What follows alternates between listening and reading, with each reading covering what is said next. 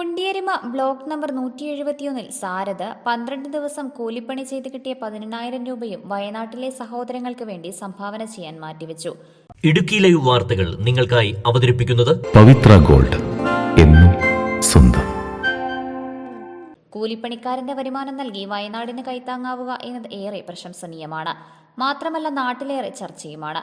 തെങ്ങ് കയറ്റം, തെങ്ങ് മുറിക്കൽ, മരം വെട്ട് എന്നീ ജോലികൾ 12 ദിവസം ചെയ്ത് 22 വീടുകളിൽ നിന്നായി കിട്ടിയ തുകയും അപ്രതീക്ഷിതമായി പുഴ വൃത്തിയാക്കി കിട്ടിയ 2,000 രൂപയും ഉൾപ്പെടെ 18,000 രൂപയാണ് മുഖ്യമന്ത്രിയുടെ ദുരിതാശ്വാസ നിധിയിലേക്ക് സംഭാവന ചെയ്യുന്നത്. ഇപ്പോൾ വയനാടിനെ സഹായിക്കണമെന്നുള്ളൊരു മനസ്സ് എനിക്കുണ്ടായിരുന്നു. അപ്പോൾ ആദ്യം ഞാനൊരു 1,000 രൂപ കൊടുക്കാനാണ് തീരുമാനിച്ചിരുന്നത്. എന്നാൽ ടി വിയൊക്കെ വെച്ച് നോക്കുമ്പോൾ ഓരോ ദിവസവും കാണുന്ന കാഴ്ച വളരെ ദയനീയമായിരുന്നു. അതുകൊണ്ട് ഞാനത് ഒരാഴ്ചത്തെ പണിക്കൂലി കൊടുക്കാൻ തീരുമാനിച്ചു. പിന്നെ അത് കഴിഞ്ഞപ്പോഴത്തേക്കും അതുകൊണ്ടും തികയില്ലോ എന്നുള്ള ഒരു സന്ദേഹം ഉണ്ടാവുകയും ഞാനത് ഒരു 10-12 ദിവസത്തെ വരുമാനം കൊടുക്കുന്നതിന് തീരുമാനിക്കുകയുമായിരുന്നു. ഏകദേശം വേണ്ട 22ഓളം വീടുകളിലും പോയി തെങ്ങ് കയറിയും മരം മുറിച്ചും തെങ്ങ് മുറിച്ചും ഒക്കെയാണ് ഈ പൈസ സമ്പാദിച്ചത്. ആദ്യം കിട്ടിയ 9,650 രൂപ കൈമാറി. ബാക്കി തുക നാളെ എം.എം. MLAക്ക് കൈമാറും.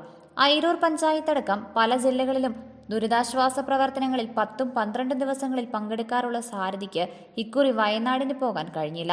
തുടർന്ന് 1,000 രൂപ നൽകാൻ ആദ്യം തീരുമാനിച്ചു. പക്ഷേ ഓരോ ദിവസവും വൈകുന്നേരം വീട്ടിൽ ചെന്ന് കിടക്കുമ്പോൾ ഈ തുക അവർക്ക് ഒന്നുമാകില്ലല്ലോ, തുക കുറഞ്ഞു പോയല്ലോ എന്ന ചിന്ത ഉടലെടുക്കുകയായിരുന്നു.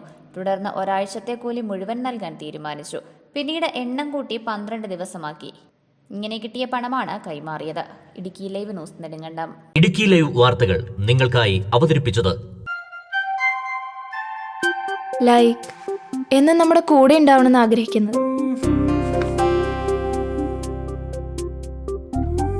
കൂടെ ഉണ്ടാകുമ്പോൾ ഒരു കോൺഫിഡൻസ് ആണ് ഫീൽ ചെയ്യുന്നത്. നമ്മുടെ സ്വന്തം എന്നൊക്കെ പറയില്ലേ,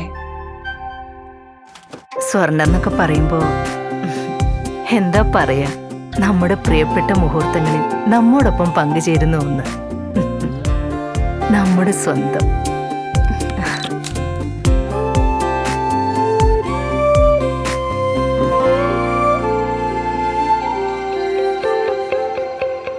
പവിത്ര ഗോൾഡ്, എന്നും സ്വന്തം.